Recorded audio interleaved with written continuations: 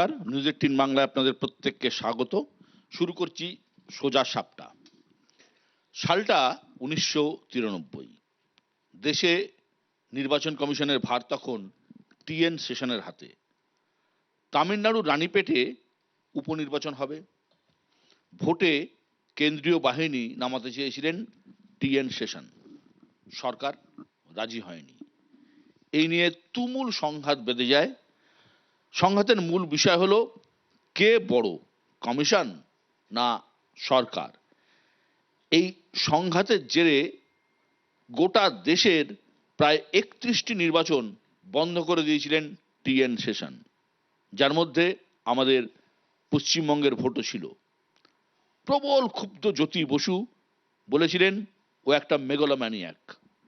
সে সময় সদ্য প্রাক্তন হওয়া প্রধানমন্ত্রী বিশ্বনাথ প্রতাপ সিং বলেছিলেন কারখানার মতো এবার গণতন্ত্রও লকআউট হয়ে গেল। মুদ্রা বিষয় হলো রাজনৈতিক দল এবং নির্বাচন কমিশনের লড়াই এদেশে কিন্তু নতুন কিছু নয়। এমন নজির বহু আছে। যেটা নজিরবিহীন সেটা সম্ভবত আগামী সোমবার হতে চলেছে। একগুচ্ছ অভিযোগ নিয়ে দিল্লিতে নির্বাচন কমিশনের দপ্তরে যাচ্ছেন মমতা বন্দ্যোপাধ্যায়। এসআইআর এর শুরুর দিন থেকে নানা অভিযোগ তুলেছেন তৃণমূল নেত্রী। বারবার নিশানা করেছেন মুখ্য নির্বাচন কমিশনার জ্ঞানেশ কুমারকে। 5 বার চিঠিও লিখেছেন। পাল্টা কমিশনও নানা বিষয়ে কড়া অবস্থান নিয়েছে। এই লড়াই এবার মুখোমুখি। শীতের দিল্লিতে কি হতে চলেছে সোমবার, এ নিয়েই আমাদের আজকের আলোচনা, আজকের মোশন এসআইআর যুদ্ধে মিশন দিল্লি। আর এ নিয়ে বলার জন্য যারা আজ আমার সঙ্গে রয়েছেন, আমার একদম বাঁদিকে রয়েছেন সপ্তর্ষি দেব সিপিএম এর পক্ষে, তার পাশেই রয়েছেন নীলাদ্রি বন্দ্যোপাধ্যায় রাজনৈতিক বিশ্লেষক, আমার বাঁদিকে রয়েছেন প্রসূন বন্দ্যোপাধ্যায় তৃণমূল কংগ্রেসের পক্ষে, আমার একদম ডান দিকে রয়েছেন চন্দন ঘোষ চৌধুরী কংগ্রেসের পক্ষে, পাশে রয়েছেন বিশ্বজিৎ দাস রাজনৈতিক বিশ্লেষক, এবং আমার ডান দিকে রয়েছেন বিজেপির পক্ষে সুপ্রিয় ঘোষ। আমি সপ্তর্ষিকে দিয়ে আসছি। সপ্তর্ষি, একটা সময় নির্বাচন কমিশনের সঙ্গে জ্যোতি বসুর সংঘাত অন্য মাত্রা নিয়েছিল। এবারে এসআইআর কে কেন্দ্র করে যা তৈরি হয়েছে, কোন দিকে যাচ্ছে বিষয়টা, যা পরিস্থিতি, এখনো মানে লক্ষ লক্ষ ভোটারকে ডাকা হয়েছে, তাদের কোনো শুনানি হয়নি, কবে হবে কেউ জানে না, অথচ 14 তারিখ ফাইনাল ভোটার লিস্ট বেরোনোর কথা। আর তো কয়েকটা মাত্র দিন। এটা কি সম্ভব এইভাবে এই লিস্ট ঠিক করে মানে একটা মানে ঠিকঠাক ভাবে একটা লিস্ট বার করে ভোট করা? কোন দিকে যাচ্ছে? দুটো কথা বলতে চাই। প্রথম হচ্ছে যে রাজারহাট নিউটাউন বিধানসভার 174 নম্বর বুথ ধারসা, 1025 জন ভোটার রয়েছে সেই বুথে। 500-র বেশিকে ডাকা হয়েছে logical ডিসক্রিপেন্সিতে।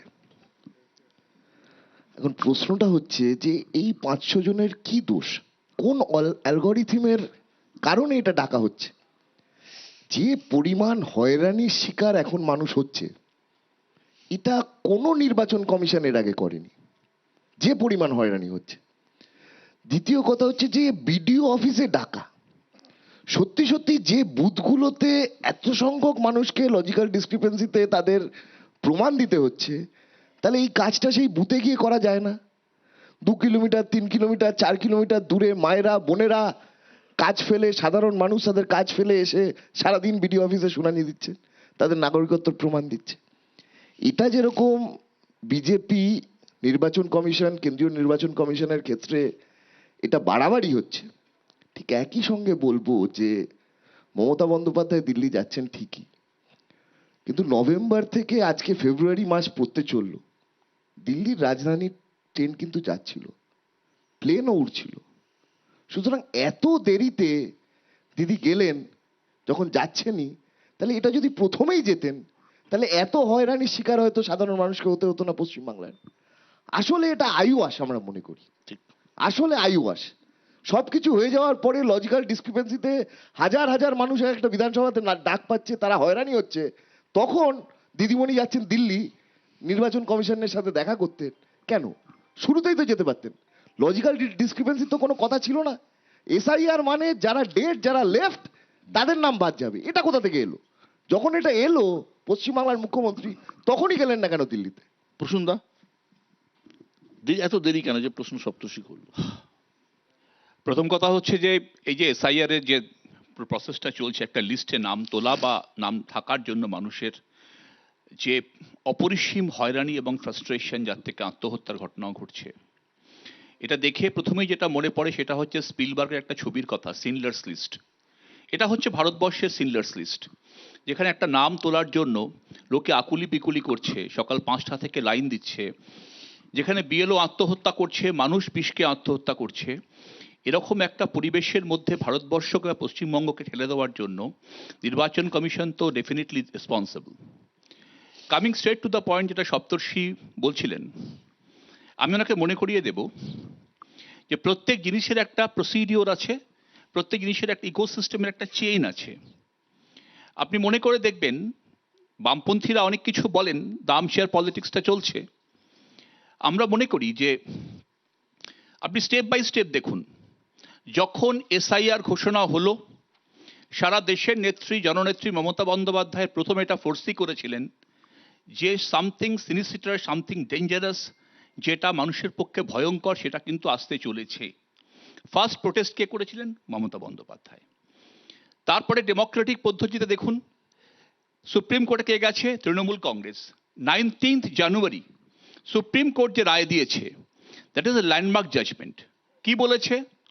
Number 1, admit card admissible. Number 2, facility তুমি ইনক্রিজ করো। নাম্বার 3, ডকুমেন্ট সাবমিট করলে রিসিপ্ট দাও, so on and so fourth.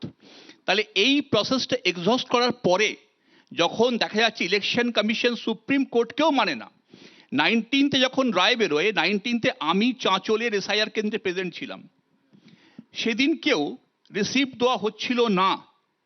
সুতরাং it proves beyond a shade of doubt যে সুপ্রিম কোর্টের অর্ডার যখন ইলেকশন কমিশন বা বিজেপির বি টিম মানছে না, তখন আমাদের জননেত্রী, সারা দেশের নেত্রী, পশ্চিমবঙ্গের মুখ্যমন্ত্রী ডিসাইডেড যে তাকে দিল্লি যেতে হবে এবং জ্ঞানেশ কুমারের জবাবদিহি চাইতে হবে যে কেন আপনি কোন অধিকারে আর্টিকেল 325-কে ভায়োলেট করছেন। জ্ঞানেশ কুমার তো জবাব দেবেন কি দেবেন না আমি জানি না। আমি সুপ্রিয়র কাছে আসবো। সুপ্রিয়, এই যে হয়রানি, মানুষের প্রবল হয়রানি, এত মানুষ দাঁড়িয়ে দাঁড়িয়ে আছেন, বৃদ্ধ, অসুস্থ, কেউ ছেলের সঙ্গে এসছেন, কেউ নাতির সাথে এসছেন, 90 বছরের বয়সে আমরা দেখতে পাচ্ছি, এই প্রবল হয়রানি চলছে। সুপ্রিম কোর্ট একাধিক নির্দেশ দিয়েছে, যেটা প্রসূনদা বললেন, মানা হচ্ছে না। এই কার দোষ? কি হতে চলেছে? দেখো, দোষগুণ বিচার করতে যাওয়াটা বোধহয় রাজনৈতিক দলের কাজ নয়। আমি যেটা মনে করি, বা আমরা দলের পক্ষ থেকে যেটা মনে করি, ইলেকশন কমিশনের কিছু ত্রুটি ছিল বা এখনো আছে, এখানে অস্বীকার করার কোনো জায়গা নেই। স্বাভাবিকভাবে সেটা সময়ের ক্ষেত্র হতে পারে, সেটা এই যে অসঙ্গতি যেগুলো নামের ক্ষেত্রে এসছে, সেগুলোকে যদি কড়াকড়িটা আরেকটু ঢিলেমি দিয়ে যদি সেগুলোকে অ্যাকসেপ্টেবল করা যেত, তাহলে বোধহয় ভালো হতো। এটা আমরাও আমাদের পক্ষ থেকে জানিয়েছিলাম। কিন্তু একটা বিষয় আমরা বোধহয় এখানে যারা উপস্থিত আছি তারা সকলেই একমত হব যে আমরা যারা রাজনৈতিক দল করি বা সাধারণ মানুষ যারা করি না, বা অ্যাক্টিভিস্ট হই, বিশ্লেষক হই, সুষ্ঠু গণতন্ত্রকে কায়েম করতে গেলে স্বচ্ছ ভোটার তালিকা তৈরি করাটাই একটা রাজনৈতিক দলের কাছে, মানে আমাদের কাছে বা অন্যদের কাছে, প্রধান এবং অদ্বিতীয় হওয়া উচিত। এখানে অনেকগুলো কথা শুনলাম, সপ্তর্ষি ভাই বললেন, দাদা বললেন। আমি এই দুজন যারা বক্তব্য রাখলেন, প্রথমত 2002 সালের কথাও আপনাদের মনে থাকবে, স্পেশাল না হলেও সেটা ইন্টেনসিভ রিভিশন হয়েছিল। যেহেতু ইতিহাসকে আমরা পুনরাবৃত্তি কথা বলি, আবার ইতিহাসকে অনেক সময় ভুলেও যাই, মৃত্যু তখনও ঘটেছিল। এই যে টাইম পিরিয়ডটা এখন অবধি দেয়া চলছে বা এখনো যেটা অনগোয়িং প্রসেস চলছে, এর থেকে কম টাইম পিরিয়ডে কিন্তু ওই সময় এসআইআরটা, মানে ইন্টেনসিভ রিভিশনটা হয়েছিল। কিন্তু আমরা পুরনো কাসন্তি না ঘেটে যদি প্র্যাকটিক্যালি এখন বলি, তাহলে অনেকের বুঝতে এটা সুবিধা হবে যে মমতা বন্দ্যোপাধ্যায় দলনেত্রী, বিরোধী দলনেত্রী থাকাকালীন ওনার নিজের আওয়াজ ছিল এটা। 2005 সালেও আমরা দেখেছি ভুয়ো ভোটার কার্ড থেকে শুরু করে ওনার একাধিক আন্দোলন, শুধুমাত্র ভোটার তালিকাকে সংশোধিত করতে হবে এবং যাদের কাছে ভোটার কার্ড, সঠিক ভোটার কার্ড পরিচয়পত্র নেই, তাদেরকে ভোটদানের মধ্যে দিয়ে আমরা যেতে দেবো না, এটাই তার আবেদন ছিল। কিন্তু আমরা সময় বদলে যাই, একটা কথা আছে না, পাল্টে গেল মত, বদলে গেল পথ। আজকে তিনি শাসক দলে রয়েছেন, স্বাভাবিকভাবে শাসকরা যখন থাকবেন তারা এটা মনে করে নেন যে যে ভোটগুলো আমি পাচ্ছি, মানে আমি যাদের ভোটে জিতছি, তারা অনুপ্রবেশকারী হন বা একটা ভোটার তার একাধিক জায়গায় ভোটার হোক, ভোটার তালিকায় নাম থাকুক, এটা যেমন চলছে তেমনই চলুক। এবং তার উদাহরণে আমি যা শেষ করব, তার উদাহরণে তৃণমূল কংগ্রেসের বিধায়ক, তার নিজের ভাই আমি যে কনস্টিটিউয়েন্সি থেকে বিলং করি, ব্যারাকপুর বিধানসভা এবং ব্যারাকপুর লোকসভা, সেখানকার একজন তৃণমূলের আমাদের মিউনিসিপ্যালিটির চেয়ারম্যান, তার দু জায়গাতে নাম ছিল। এটা কি রাখা উচিত বলে না, আপনাদের একদম, মনে একদম। করেন? চন্দনের কাছে আসবো। চন্দন, স্বচ্ছ ভোটার তালিকা প্রত্যেকটা রাজনৈতিক দল চায়নি, কোথাও কোনো সন্দেহ নেই। 2002-এর কথা সুপ্রিয় বলল, কিন্তু 2002-এর সময় এই এত ফর্ম ছিল না, এত কিছু ছিল না। আমার মনেও নেই যে কিভাবে আমাদের ভোটার লিস্টের নাম উঠে গেল। আমার মনে কিচ্ছু, আমার তো ভোট ছিল, কিন্তু আমার নিজের মনে নেই। এবারে যে মানুষের হয়রানি, বিহারে তো আমরা দেখেছি, বিহারেও কিন্তু এইরকম হয়রানি হয়নি যেটা পশ্চিমবঙ্গের ক্ষেত্রে হচ্ছে। বিশ্বদা, একেবারে শুরুতে যেটা বলি, তুমি যখন শুরু করলে গুড ক্যানট বি চ্যালেঞ্জড, তুমি যদি ভালো তাকে তুমি চ্যালেঞ্জ করতে পারো না। সুতরাং প্রথমত কোনো অবস্থাতেই আমরা যারা চাই স্বচ্ছ ভোটার তালিকা ক্যানট বি চ্যালেঞ্জড, কিন্তু হাউ, প্রশ্নটা সবটাই এখন আলটিমেটলি হাউ এর মধ্যে রয়ে গেছে, কিভাবে করব, যেখানে আমরা বারবার প্রশ্নগুলো তুলেছি এবং প্রতিটা প্রশ্নের উত্তর কিন্তু সদুত্তরও না, প্রত্যুত্তরও না, আমরা পাইনি। আমি কেন বলি তোমাকে, একেবারে শুরুতে আমরা যদি দেখি, যখন SIR চালু হয়নি, আমরা মহারাষ্ট্র এবং হরিয়ানার রিফ্লেকশনে দেখেছিলাম যে কিভাবে ভোটার লিস্টকে বিভিন্ন সময় ম্যানিপুলেট করা যায় বা করা হচ্ছে। আমরা রিপোর্ট করেছিলাম ECI-কে, শোনেননি হয়তো, ব্যাক অফ দ্য মাইন্ডে তাদের এরকম একটা উদ্দেশ্য ছিল SIR বিহারে করবে। আমরা স্বচ্ছভাবে প্রথম থেকেই দাবি করে এসেছিলাম যে পদ্ধতিগতভাবে এরা SIR করছেন, সেখানে এই পদ্ধতিটা ঠিক কিনা। প্রথমত এটা বুঝতে হবে যে রিফ্লেক্টারটা কি, তোমাকে দেখতে হবে 2002 আমি একটু রেকটিফাই করব সুপ্রিয়কে, 2002-এ নোটিফাই ছিল 2002-এর 2 মাসের জন্য, কিন্তু নোটিফিকেশনটা আলটিমেটলি কার্যকর হয়েছে, ভোটার লিস্টটা তৈরি হয়েছে কিন্তু একেবারে 13 মাস নিয়ে।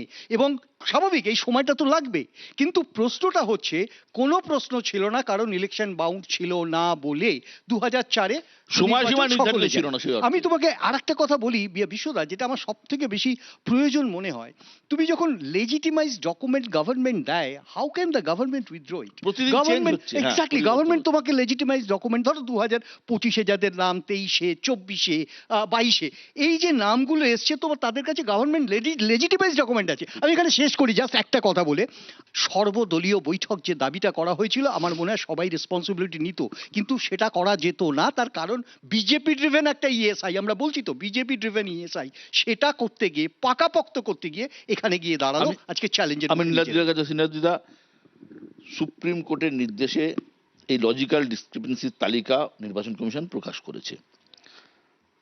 তালিকা সম্পূর্ণভাবে প্রকাশ হতে 25শে জানুয়ারি হয়েছে। আদালতের নির্দেশে এই তালিকা নিয়ে আপত্তি জানাতে আরো 10 দিন সময় দেওয়া হয়েছে। এই পরিস্থিতিতে কি মনে হয়, SIR নির্দিষ্ট সময়ে শেষ হবে? যদি না হয় সেক্ষেত্রে ভোটের কি হবে? প্রথমত বিশ্বদা, 14 তারিখে লিস্ট যদি বেরোয়, সেই পরিস্থিতিটা যদি ভাবি, বেস্ট সিনারিও 14 তারিখে লিস্ট ইলেকশন কমিশন বার করলো, সেটা চ্যালেঞ্জড হবে নিশ্চয়ই, যাদের নাম থাকবে না সেটা চ্যালেঞ্জড হবে, কাউন্টার চ্যালেঞ্জড হবে, এটা চলতেই থাকতে পারে। দ্বিতীয়ত, যে সম্ভাবনাটা খুব প্রবল যে তারা লিস্ট বার করতে পারলো না, যদি লিস্ট তারা বার করতে না পারে, তাহলে কবে লিস্ট বেরোবে, 10 দিন সময় লাগতে পারে বা আরো কিছু দিন সময় লাগতে পারে, তারপর সেটা চ্যালেঞ্জড হবে এবং রাজনৈতিক চাপানোতর তো চলতেই থাকবে। সেখানে দাঁড়িয়ে যদি মে মাসের ফার্স্ট উইকের মধ্যে নির্বাচন শেষ করে নতুন সরকার সিলেক্ট করা না যায়, তখন দেশের সামনে বা দেশের সরকারের সামনে কি অপশন থাকছে, এটা আমায় ভাবতে হবে। এটা নৈতিক অনৈতিক এই বিতর্ক চলতেই থাকে। আইনের দিক থেকে একটাই অপশন, রাষ্ট্রপতি শাসন। রাষ্ট্রপতি শাসন। সুতরাং আমার কোথাও মনে হয় এটা কাঙ্ক্ষিত নয়, কিন্তু পশ্চিমবঙ্গ অবশ্যম্ভাবীভাবে মে মাসে রাষ্ট্রপতি শাসনের দিকে যাচ্ছে। রাষ্ট্রপতি শাসন করে SIR হবে অথবা নির্বাচন হবে, তাতে পরিবর্তন কি হবে? একটা হচ্ছে তৃণমূলের পক্ষে এটা একটা ইস্যু হয়ে যাবে, তারা রাষ্ট্রপতি শাসন নিয়ে মাঠে নেমে পড়তে পারবে। আর উল্টো দিকে প্রশাসনটা পুরোপুরি কেন্দ্রীয় সরকারের শাসক দলের হাতে চলে যাবে। প্রশাসন যদি তৃণমূলের হাতে না থাকে, তাহলে কি তৃণমূল নির্বাচনে ভালো ফল করবে সেটা সময়ই বলবে। কিন্তু এটা একটা ভয়ের জায়গা ঠিক এই কারণে, নাহলে তো আজকে বলা হচ্ছে কি যে মানুষ বিড়ম্বনার মধ্যে পড়ছে, তাতে লাভ হবে তৃণমূল কংগ্রেসের, তাহলে বিজেপি বা বিরোধীদের, অন্যান্য বিরোধীদের নিয়ে চিৎকার চেঁচামেচি করা উচিত। অথচ আমরা কি দেখছি, স্বয়ং মাননীয় মুখ্যমন্ত্রী তিনি দিল্লি যাচ্ছেন SIR এর বিরুদ্ধে লড়াই করতে। যদি এই বিড়ম্বনার ফলে তৃণমূলেরই ভোটে ভালো হয়, তাহলে মুখ্যমন্ত্রী কেন দিল্লিতে দৌড়ে যাচ্ছেন? এই প্রশ্নটা উঠে যাচ্ছে, তাহলে কি এই এসআইআরটা তৃণমূলের এসআইআর বিরোধিতাটা তৃণমূলের দিকেই বুমেরাং হয়ে ফিরে আসছে, ঠিক যেমন বিহারে অনেকটা ওই জেডিইউ আরজেডির দিকে ফিরে এসেছিল, এ প্রশ্ন কিন্তু আসছে। বিশ্বজিৎ, রাষ্ট্রপতি শাসনে ভোট হওয়ার সম্ভাবনার কথা নীলাদিদা বললেন। দেখুন, নির্বাচন কমিশন এমন একটা জায়গায় দাঁড়িয়ে আছে, সাঁতার না জেনে সমুদ্রে বা নদীতে নেমেছে, জোয়ার এসছে, উঠে আসবে কি করে? সুপ্রিয় পরিষ্কারভাবে বলল দু একটা ভুল নির্বাচন কমিশনের আছে, ত্রুটি আছে, কিন্তু ত্রুটিটা তো তখন প্রশ্ন করা হয়েছে যখন নির্বাচন কমিশনকে নিয়োগ করা হয়েছে, সেখান থেকেই বিরোধী দলরা এই ত্রুটিটা আঙুল দিয়ে দেখিয়েছে। এখন নির্বাচন কমিশনের বিরুদ্ধে মুহুর্মুহুর প্রশ্ন শুধুমাত্র একটা রাজনৈতিক দল তুলছে না, তুলছে এ রাজ্যের যারা বিরোধী দল তারাও বলছে, একাধিকবার বলছে। কেন এই ঘটনাটা ঘটলো এই মুহূর্তে দাঁড়িয়ে? রাষ্ট্রপতি শাসন যদি হয় এখানে ভোটের আগে, তাহলে এখানে বিরোধীদের কোনো অস্তিত্ব থাকবে না, কারণ মমতা বন্দ্যোপাধ্যায় কেন্দ্রে যখন সরকার, বিরোধী হিসাবে তার যে পারফরমেন্স আমরা দেখেছি সেটা অপ্রতিরোধ্য। এবার কেন তিনি দিল্লি গেলেন? নীলাদ্রিদা প্রশ্ন আমি সুপ্রিয় ছোট করে সুপ্রিয়, আপনার যে প্রশ্নটা উঠলো রাষ্ট্রপতি শাসনে ভোট সম্ভাবনা কি সেদিকে যাচ্ছে নাকি? আমরা দলগতভাবে রাজনৈতিক দল হিসাবে বিজেপি কোনোদিন এটা মানেনি এবং এটা মনে করে না যে পশ্চিমবঙ্গের রাজনীতিতে ক্ষমতায় আসার জন্য ভারতীয় জনতা পার্টির এটা চাহিদা যে সেখানে রাষ্ট্রপতি শাসন হোক। আমরা এটার বিরোধী শুরু থেকে। আমার রাজ্য সভাপতি শ্রমিক ভট্টাচার্য তিনি পরিষ্কার দ্ব্যর্থহীন ভাষায় এটা বলেছেন। আমরা গণতন্ত্রের ভোটের মাধ্যমেই মানুষের যে ভোটদানের অধিকার তার মাধ্যমেই ক্ষমতায় আসতে চাই। জোর করে চাপিয়ে দিয়ে, রাষ্ট্রপতি শাসন চাপিয়ে দিয়ে, যেটা বহুলাংশে আমরা দেখেছি পূর্ববর্তী সময়ে কংগ্রেস শাসিত কেন্দ্রীয় সরকার এগুলো বুমেরাং করেছেন, সেগুলো বুমেরাং হয়েছে। সুতরাং আমরা এটা কোনো রাজ্যেই এগুলোকে করতে চাই না এবং বিশেষ করে পশ্চিমবঙ্গের যে হাওয়া এখন চলছে আমরা মনে করি এমনিতেই এই রাজ্য সরকারটা চলে যাওয়ার দিকে। সুতরাং রাষ্ট্রপতি শাসন করে যারা মানে গণৎকারী করবেন সেটা তাদের ব্যাপার। আমরা মনে করি না দলগতভাবে যে রাষ্ট্রপতি শাসনের প্রয়োজন আছে। প্রসূনদা, রাষ্ট্রপতি শাসনের প্রয়োজন নেই, কিন্তু যেটা নীলাদিদা প্রশ্ন করলেন বিজেপি উড়িয়ে দিচ্ছে। খুব সংক্ষেপে তিনটে পয়েন্টারে বলবো। প্রথম কথা, জ্ঞানেশ কুমারকে যদি আমরা ভাবি যে উনি সেই সুকুমার রায়ের আবোল তাবোলের খুঁড়ো, তো সেই খুঁড়ো আজ কল করেছে আপন বুদ্ধি বলে 5 ঘন্টা রাস্তা যাবে 1.5 ঘন্টায় চলে। দেখে এলাম কলটি ভীষণ সহজ এবং সোজা, ঘন্টা 5 হাঁটলে পরে আপনি যাবে বোঝা। এটা হচ্ছে সেই পদ্ধতি যেখানে তাড়াহুড়ো করতে গিয়ে কমপ্লিট মেস আপ করেছেন। নাম্বার 2 হচ্ছে একটা দুটো ভুল করেছেন, পুরো ইকোসিস্টেমটাকে আমি জাস্ট 4 লাইনে বলে দিই। ফার্স্ট, আপনি ডিসিশন নিলেন যে আপনি এসআইআর করবেন। স্টেপ 1, 2004-এ অরুণাচল প্রদেশ, মহারাষ্ট্রে এসআইআর করা হয়নি। এই লজিকে যে বছর যে রাজ্যে ভোট থাকে সেখানে এসআইআর হয় না, কমিশন নিজস্ব রিটেন ডকুমেন্ট রয়েছে। জ্ঞানেশ কুমার পড়েন না, বিজেপি ড্রিভেন তো। স্টেপ 2, আপনি আইডেন্টিফাই করছেন লজিক্যাল ডিসক্রিপেন্সি। কিসের মাধ্যমে? একটা কমপ্লিটলি আনডিসক্লোজ অ্যালগরিদমের মাধ্যমে, যেটা হচ্ছে পাবলিক স্ক্রুটিনির বাইরে। স্টেপ 3, আপনি আইডেন্টিফাইড ডকুমেন্টস দেবেন।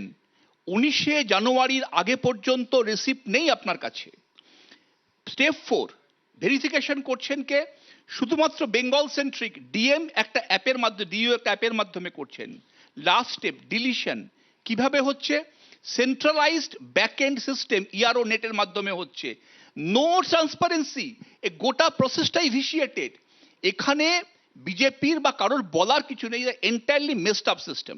লাস্ট পয়েন্ট, রাষ্ট্রপতি শাসন।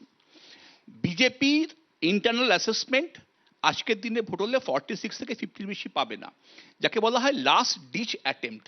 একটা চেষ্টা করছে, মরিয়া আড়া ব্যাটে মারার চেষ্টা করছে, উইকেট চলে যায়। বিশ্বাস করুন, রাষ্ট্রপতি শাসন ফাসন যেন ভাবি।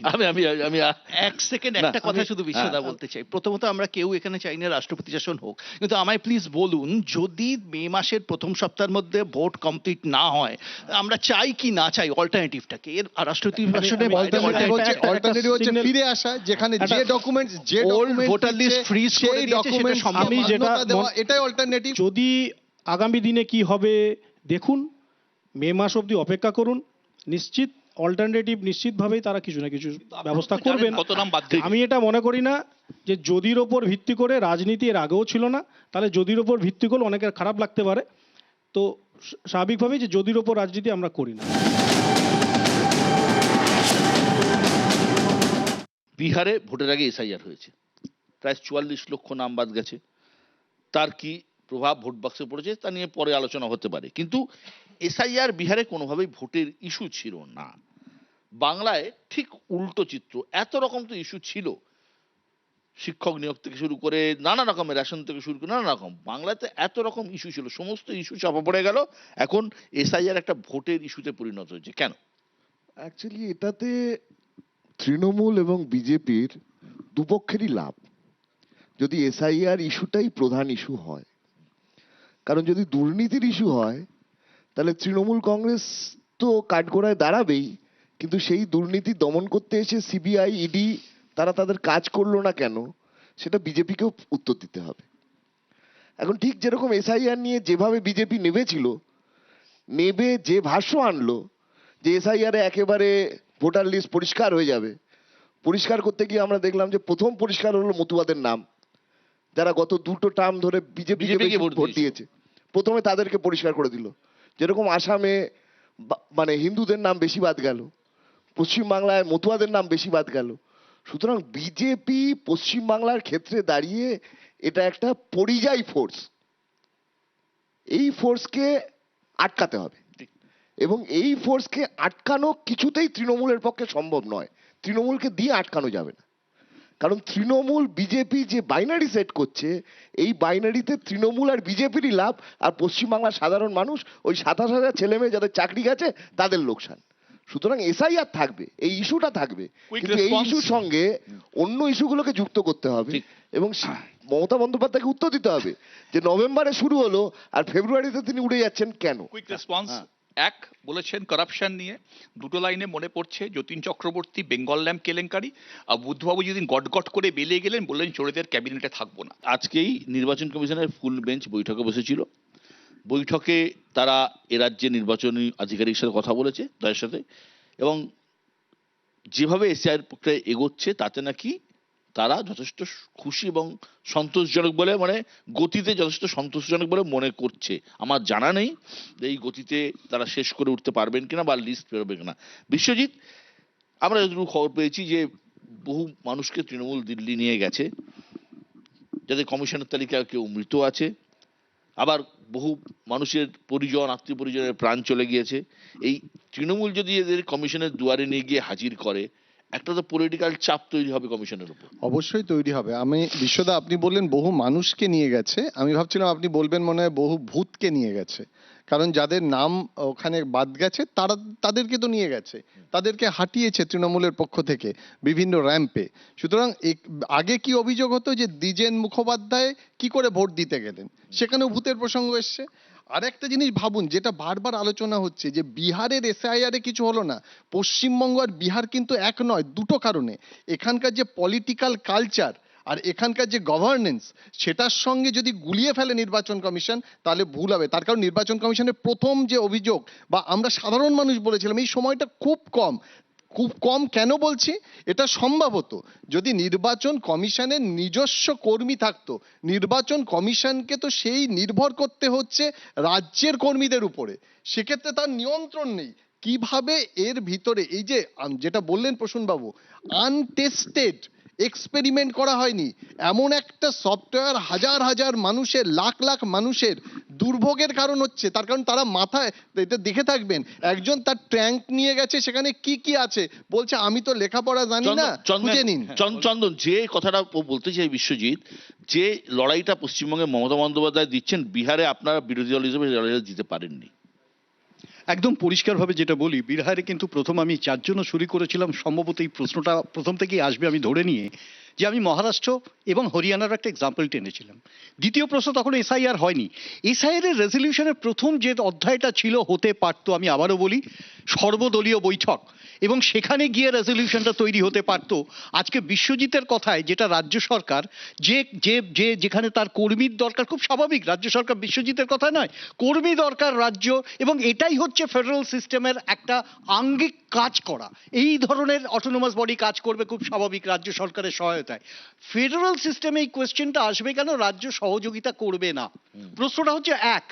দুরকম, দ্বিতীয় প্রশ্নটা হচ্ছে আমরা একটা জিনিস দেখেছি যে এসআইআর নিয়ে আমাদের বহু প্রশ্ন আছে, আমি এখনো বলছি বহু প্রশ্ন আছে, কোনো সন্দেহ নেই, বিহারকে ঘিরে আমরা এখনো প্রশ্নগুলো করছি, কিন্তু গভর্নেন্সকে আমরা কখনো আটকাইনি, তাকে অবস্ট্রাক্ট করিনি। এখানে দাঁড়িয়ে একটা জিনিস আমাদের দেখতে হবে, আমরা দেখছি একটা অপটিক, সেই অপটিকটা কি ইসিআই এবং বিজেপি একটা দিকে, কখনো তো আমরা বলেছিলাম যে সম্ভবত আমাদের ইসিআই চিফ ইলেকশন কমিশনার সম্ভবত রিপ্রেজেন্ট করছেন কোনো একটা পার্টিতে, ইম্পার্শিয়াল নয়, যেটা আমাদের এখনো ধারণা।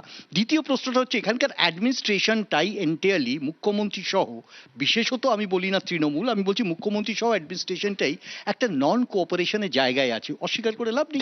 সুতরাং বাস্তব চরিত্রটা কিন্তু এখানে শেষ করিনি, বাস্তব চরিত্রটা এখানে যে এই অপটিকটা যদি চলতে থাকে তোমার এসআইআর কমপ্লিট হবে না, এবং তাতে বিপদ হবে রাজ্যের মানুষের আরো বেশি। আমি বলছি যে প্রশ্নটা তুমি করলে, যে রাহুল গান্ধী আইনগত এবং প্রেস কনফারেন্স করে বলেছে, নির্বাচন কমিশনকে মুখোমুখি চ্যালেঞ্জ করেছে, আজকে মমতা বন্দ্যোপাধ্যায় যেটা করতে গেছেন এই মানুষের হয়ে, এই কাজটাই করেছেন রাহুল গান্ধী অনেক আগে, পাওয়ার পয়েন্ট প্রেজেন্টেশন করে দেখিয়েছে, ঠিক আছে। পাওয়ার পয়েন্ট প্রেজেন্টেশন একমাত্র নির্বাচন কমিশনের সাথে with শাসক logic দলের দেখিয়েছেন সংঘাত সেদিন। নতুন কিছু নয় নিরাদ্রিতা। যে সংঘাত চলাকালীন নানা রকম অভিযোগ উঠেছে, কিন্তু জ্ঞানেশ কুমারের বিরুদ্ধে শাসক বিরোধী সবাই অভিযোগ করছে। রাজ্য বিজেপির সভাপতি শ্রমিক ভট্টাচার্য একাধিকবার বলেছেন যে উনি দিল্লিতে বসে থাকলে হবে না, বাংলায় এসে দেখুন কি অবস্থা হচ্ছে। তো একটা লোকের বিরুদ্ধে তো সবাই অভিযোগ করছে যে এটা তো একটা নজিরবিহীন ঘটনা।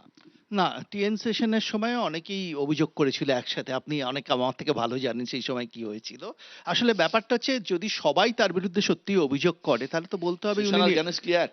না না, সেটা মানুষ ভবিষ্যৎ বিচার Basically করবে, ওইটাই তফাৎ। ভবিষ্যৎ বিচার করবে, ওইটাই তফাৎ। সেটা সেটা মানুষের হ্যারাসমেন্ট জ্যোতিবাবু টিএন সেশন সম্বন্ধে কি বলেছিলেন? সেশনের যে আপনি বললেন ব্যাকবোনটা ছিল, TN session that was Congress এবং সেশন তৈরি করতে পেরেছেন, কার্যত এই একটা লিবার্টিটা এক দেওয়া নয় হয়েছিল। তন্ত্রের দিকে নিয়ে যাচ্ছিলেন জ্যোতিবাবুর আর মত। আপনি জ্ঞানেশ বললেন, কুমার puppet-এর জ্ঞানেশ role কুমারের play সম্বন্ধে করছে। এই কথা অন্তত কেউ বলেনি। জ্ঞানেশ কুমার সেশনের সম্বন্ধে আগে যে সবাই যদি নির্বাচন অভিযোগ করে, কমিশন বলে একটা তাহলে পদ আমি ছিল, কিন্তু সেটাই বলবো জানতো একজন না নাগরিক ভারতবর্ষের হিসেবে মানুষ। নির্বাচন কমিশন অনেকটা নিরপেক্ষভাবে কাজ করছে। মানুষ আরেকটা ন্যারেটিভ আপনি দেখুন, মানুষ বলছে যে এই এসআইআর এর ফলে আপনারাই বলছেন বিজেপির বিরাট অসুবিধা হয়ে যাচ্ছে। অন্যদিকে অনেকে বলছে যে বিজেপির বি টিম নাকি নির্বাচন কমিশন। তাহলে এটা কি করে হয়? নির্বাচন কমিশন এমন কিছু কার্যকলাপ করছে যাতে যার বি টিম তাদেরই অসুবিধা হয়ে যাচ্ছে। এই ন্যারেটিভটা মিলছে এটা না। ন্যারেটিভ আমি না, একটা এটা addition করতে পলিটিক্যাল চাই। আমি just একটা মিসক্যালকুলেশন। addition করছি। চন্দন, এক মিনিট, আমি একটা এটা addition করছি। মিসক্যালকুলেশন।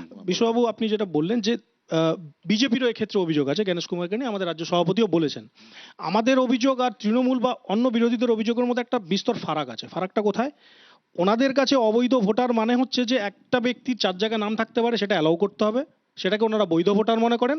আমাদের কাছে ওরাই অবৈধ ভোটার যাদের একজন ব্যক্তি 3 জায়গায় 4 জায়গায় নাম আছে। শুধু ডিলিটেড কেস আর স্থানান্তরিত এই দুটোর ওপর সীমাবদ্ধ থাকলে হবে না। আমরা এটাতেও জোর দিয়েছি যে কেন ওনাকে বলা হচ্ছে যে আমাদের রাজ্য সভাপতি বলেছেন যে আপনি ওখানে বসে না থেকে কলকাতায় আসুন, মেট্রোতে মানুষের কথা শুনুন। কেন? এখানে বিডিও অফিস ভাঙচুর করে, নিজেরই রাজ্য সরকারের ভিডিওতে গিয়ে ভাঙচুর করছে রাজ্য সরকারের মানে ওই দলের প্রতিনিধিরা। স্বাভাবিকভাবে ইলেকশন কমিশন কি করবে?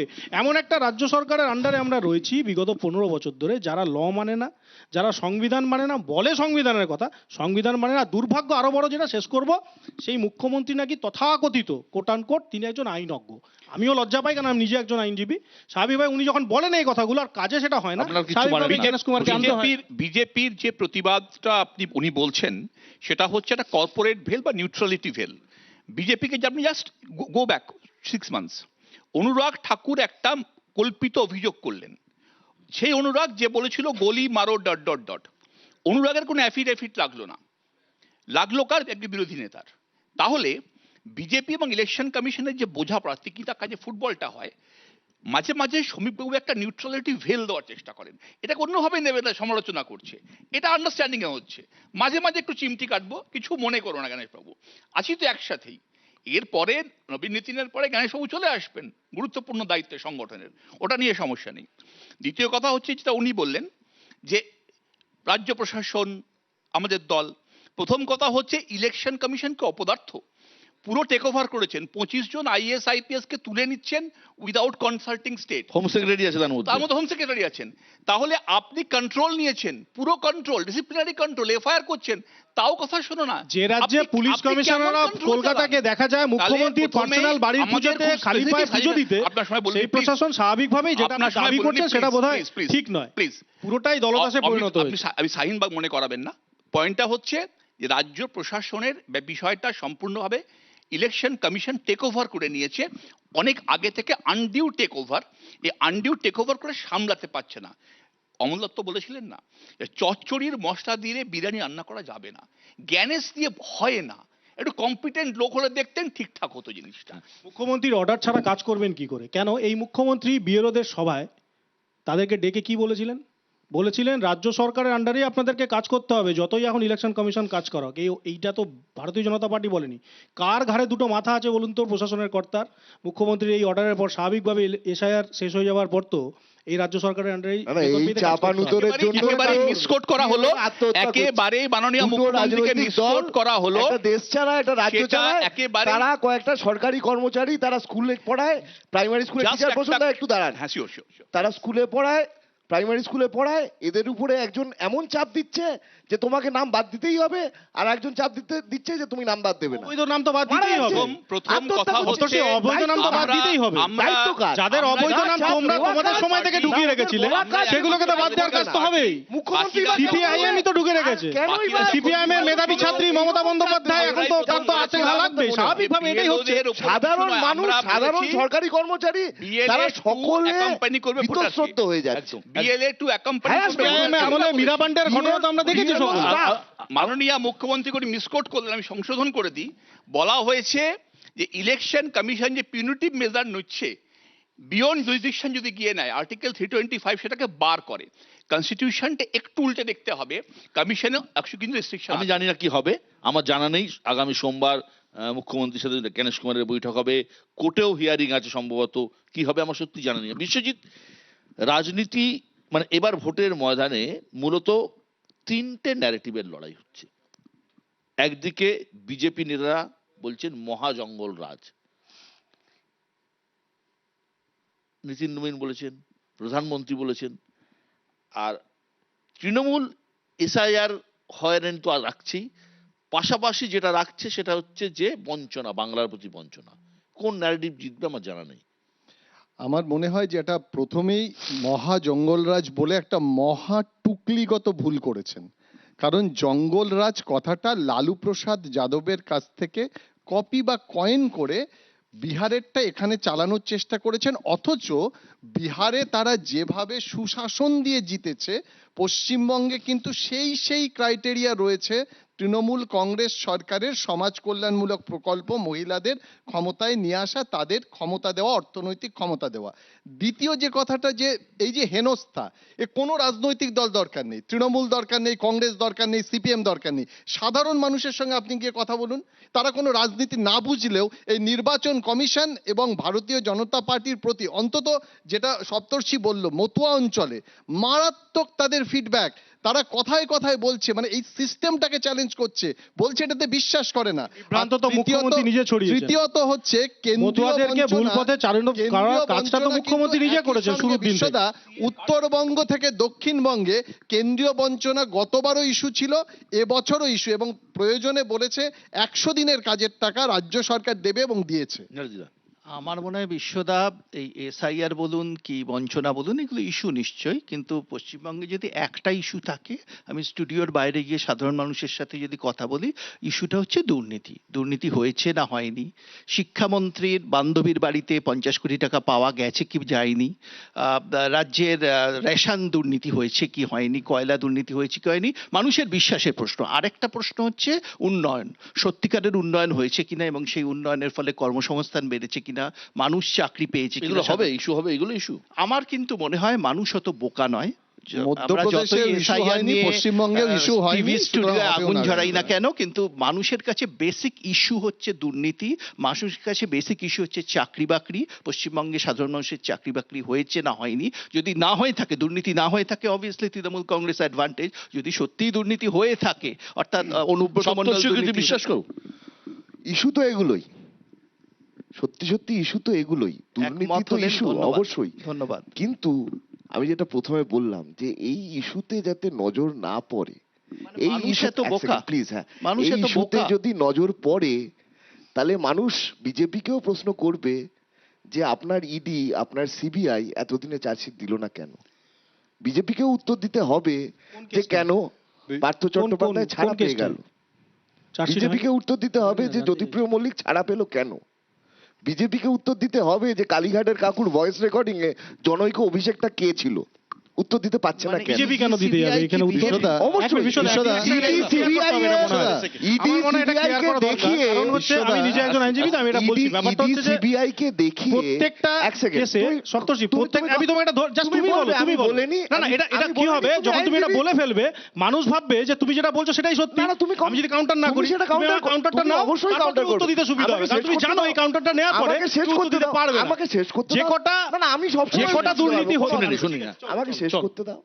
আমি এই জন্যই বললাম ইডি সিবিআই বিজেপি নয়, কিন্তু বিজেপির প্রধানমন্ত্রী, বিজেপির বিরোধী দলনেতা, বিজেপির নেতারা পশ্চিমবাংলায় এসে, বিজেপির প্রধানমন্ত্রী না। পশ্চিমবাংলায় এসে যখন কোমরে দড়ি পরানোর কথা বলে, যখন বলে যে ইডি সিবিআই লেলিয়ে দেবো আর কদিন পরে ধরে নিয়ে আসবে, তখন আমাদের মনে হয় সাধারণ মানুষ যারা, কে বলেছে? তাদের কোথায় এটা বলেছে? মনে হয় যে বিজেপি ইডি এবং সিবিআই কে রাজনৈতিকভাবে কাজে লাগাচ্ছে। কোর্ট এটা মনে সেই করছে না জায়গা থেকেই প্রধানত। আমরা বলছি। এক মিনিট, যে এক কটা মিনিট, মামলা, এক সেকেন্ড, আচ্ছা, চন্দনা প্লিজ, যে কটা মামলা চলছে সেটা সারদা হতে পারে, নারদা হতে পারে, কয়লা হতে পারে, গরু হতে পারে, যা যা আছে প্রত্যেকটা হয় হাইকোর্ট নয় সুপ্রিম কোর্টের নির্দেশে তাদের মনিটরিং এ প্রত্যেকটা মামলা চলছে। আমার বক্তব্য, সপ্তর্ষির এত কথা বলছেন, ওদের স্বনামধন্য আইনজীবী বিকাশবাবু, তার মধ্যে অনেকগুলো কেসে পার্টি আছেন, কোথাও কোথাও আইনজীবী হিসেবে নিজে রয়েছেন। বিকাশবাবুর মুখ থেকে কিন্তু এখনো পর্যন্ত আমরা শুনিনি, হতে পারে সেটা পার্টি লাইন নয় সিপিআইএম এর বক্তব্য, এদের একটা জায়গাতে কি যে সেটিংটাকে কোনো না কোনোভাবে প্রমাণিত করতে হবে। এবং ইডি এবং সিবিআই যখন কংগ্রেসের ইউপিএ আমলে 2-তে বা 1-এ যখন ওরা শরিক ছিলেন বাইরে থেকে, তখন এগুলো ওনাদের স্লোগানে ছিল না যে এরা পলিটিক্যাল ভেন্ডেটা নিয়ে কাজ করছে। যেদিন থেকে এনারা বেরিয়ে এলেন এবং আজকে সেই নীতি বদলে তারা যখন কংগ্রেসের হাত ধরছেন, আবার এখন ধরবেন না ধরবেন না ধরবেন না দেখা যাচ্ছে, তখন একটা ন্যারেটিভ তৈরি করছেন। ইডি সিবিআই কে নিয়ে যার সমস্যা থাকবে, সোজা কোর্টের দরজা খোলা আছে, কোর্টে গিয়ে কেস করুন, চন্দনদা, পরিষ্কার কথা। যেটা যেটা সুপ্রিয় বলল যে এই যে খোঁচাটা দিল, আপনারা সিপিএম এর হাত ধরবেন কি ধরবেন না জানা নেই, তো সিপিআইএম যদি হুমায়ুন কবিরের হাত ধরে, কংগ্রেস কার হাত ধরবে? না, এখানে আমার হাত ধরার প্রশ্নটা সম্ভবত এটা এক্সট্রা টেরিটোরিয়াল হয়ে যাবে, কারণ হাত ধরাটা এটা ইলেকশন অ্যালায়েন্স, এটা ভবিষ্যৎ, তার নিজস্ব স্ট্র্যাটেজি থাকে। এই ওপেন ফোরাম থেকে এটা আমার পক্ষে বলা ঠিক নয় বা বলাটা সম্ভব নয়। কিন্তু দ্বিতীয় প্রশ্নটা আমি এখানে বিশ্বদা তোমাকে যেটা বলতে পারি সেটা হলো ভেরি স্পেসিফিক টাস্কে দেখো আমরা কেন বলছি যে একটা অপটিকটা এখানে আমরা বলছি দুর্নীতি, আমি সমর্থন করছি নীলাদিতার কাছে। আমরা বিভিন্ন ডিবেট করেছি দুর্নীতি এবং কি কি ঘটেছে, আমরা আর নতুন ভাবে বলতে চাই না। রাস্তায় যেসব মানুষগুলো বসে আছে, ছাত্রছাত্রী বা শিক্ষকরা, তারাই বুঝিয়ে দিচ্ছেন এখানে রাজনৈতিক অবস্থাটা কোথায় বা অ্যাডমিনিস্ট্রেটিভ অবস্থানটা কোথায়। কিন্তু আমাদের কাছে একটা প্রশ্ন ভেরি ক্লিয়ার, তো আমাদের একজন রেসপন্সিবল বিরোধী দলনেতা আছে, আমরা শুনলাম সেই বিরোধী দলনেতা গত 5 বছরের কাজ একবার একটু বিশ্লেষণ করে দেখো তো। দুটো এক্সাম্পল তোমার সামনে রাখবো, ছোট করে। একেবারে শেষ করছি, আমি দুটো এক্সাম্পল তোমার কাছে রাখছি। এক হচ্ছে এই বিরোধী দলনেতা মাইটিলি বলেছিলেন 1,20,00,000 বাদ যাবে, কার ইশারায়, কার প্রচ্ছন্ন মদতে? উনি তো ক্যারেক্টার চেঞ্জ করে দিয়েছিলেন। দ্বিতীয় প্রশ্ন, আজকের কথা বলছি, বদল এবং বদলা দুটোই হবে। আমি বলছি ন্যারেটিভের কথা। এখানে দাঁড়িয়ে মনে হয় কারাপশনটা ন্যারেটিভ, এটা কি চায়? বিষয় ধর্ম কি কোনো ইস্যু হবে না এখানে? অবশ্যই ধর্ম ইস্যু হবে বলেই গতকাল যে মন বুঝে নেওয়ার খেলা, কারণ আমরা দেখছি তো ভারতবর্ষের রাজনীতিতেও মনের কথা বলছেন নরেন্দ্র মোদী প্রত্যেক মাসের শেষ রবিবারে, আর আমরা এ রাজ্যে দেখলাম জোটের জন্য নয়, মন বুঝতে গেছেন। আসলে সংখ্যালঘু ভোটে ভাঙন ধরানো যায় কিনা, যে ভোটটা তৃণমূল কংগ্রেসের পক্ষে থাকে। এই যে করাপশনের কথা হচ্ছে না, করাপশন আমি জানি না, যারা রাজনীতি করেন এখানে সরাসরি তারা জানেন, পশ্চিমবঙ্গে, মধ্যপ্রদেশে কখনো করাপশনটা ইস্যু হয়েছে কিনা নির্বাচনে, সারদা নারদা ব্যাপম কেলেঙ্কারি থেকে, বলতেছে কোন যেসব corruptionটা? একটু ব্যাপম যদি বলে দেন। কেলেঙ্কারি থেকে ব্যাপমের একটা এবং মাঝখানে আমি মাঝখানে বলে বলতে দিই, বাধ্য হলাম, আমি জানতাম এটা বলবে। বলে দিই, ধরিয়ে দিই, বলে দিই আমি। ব্যাপমের সাথে পশ্চিমবঙ্গের তফাৎ একটাই, ব্যাপমে আরো অনেক শিবরাজ সিং কেলেঙ্কারি বলবো আমি। চৌহান, আমি শিবরাজ সিং, আরো আমি অনেক ব্যাপমটা কেলেঙ্কারি বলিনি। কথা বলবো। শিবরাজ সিং আমার- চৌহান নিজে দেখো, মুখ্যমন্ত্রী থাকাকালীন ব্যাপম কেলেঙ্কারি তদন্ত হাইকোর্টের কাছে নিজে গেছিলেন আরে কে এবং শাস্তি তার পেয়েছে? বিরুদ্ধে তুমি দেখো সেটা, আরে পাক না, শাস্তিটা যে কে কেউ পেয়েছে? শাস্তি পাক, এবং যারা মুখ্যমন্ত্রী নির্বাচনে তার কি কোনো প্রভাব পড়েছে? মার্ডার করেও নির্বাচনে মুখ্যমন্ত্রী কোনো রাজধর্ম প্রভাব পালন পড়ে করেছিলেন, না। এখানে মুখ্যমন্ত্রী এখানেও বাঁচাতে করেনি। গেছেন। আর দ্বিতীয় লাস্ট যেটা মুখ্যমন্ত্রী বলবো বাঁচাতে বিশ্বদা, গেছেন। দুটোর মধ্যে তফাৎ এখানে আছে। যদি এই দুর্নীতিটা ইস্যু হতো তাহলে বিরোধীরা একটা ন্যারেটিভ তৈরি করতো, সেই ন্যারেটিভ তৈরি করতে বিরোধীরা পারেনি, ঠিক। বরং উল্টে এই যে সংখ্যালঘু ভোট, এসআইআর, এগুলোই ন্যারেটিভ তৈরি ঠিক। হচ্ছে। আগামী সপ্তাহটা অত্যন্ত গরম, ঠান্ডা, এখনো দিল্লিতে ঠান্ডা রয়েছে, শীত আছে। আগামী সপ্তাহ অত্যন্ত গুরুত্বপূর্ণ এই কারণে, সোমবার মুখ্যমন্ত্রীর সঙ্গে বৈঠক নির্বাচন কমিশনার জ্ঞানেশ কুমারের, কোর্টে এসআইআর মামলা চলছে, পাশাপাশি সুপ্রিম কোর্টে ইডির যে মামলা রিসেন্টলি যেটা হয়েছে সেটা নিয়েও একটা রায় রয়েছে। শীতের দিল্লি রীতিমতো উত্তপ্ত হয়ে থাকবে আগামী সপ্তাহের জন্য। এখন রাজনীতি তো ন্যারেটিভের খেলা এবং ন্যারেটিভের লড়াই, সেখানে এই সাধারণ মানুষের হয়রানি কবে বন্ধ হবে? একজন সাধারণ মানুষ হিসেবে আমাদের এটাই প্রার্থনা যে যত দ্রুত সম্ভব স্বচ্ছ ভোটার তালিকা বেরোক এবং মানুষের হয়রানিটা অন্তত বন্ধ হোক, তারপরে ভোটের লড়াই হবে। কিন্তু নির্বাচন কমিশন নির্দিষ্ট দিনে এই ভোটার তালিকা প্রকাশ করতে পারবে কিনা সে নিয়ে কিন্তু বড় প্রশ্নচিহ্ন থেকেই যাচ্ছে, কেননা সময় কিন্তু খুবই কম, অথচ কিন্তু এখনো লক্ষ লক্ষ মানুষের হিয়ারিং বাকি রয়েছে। এখানে আসার জন্য প্রত্যেককে ধন্যবাদ। ভালো থাকবেন, সুস্থ থাকবেন।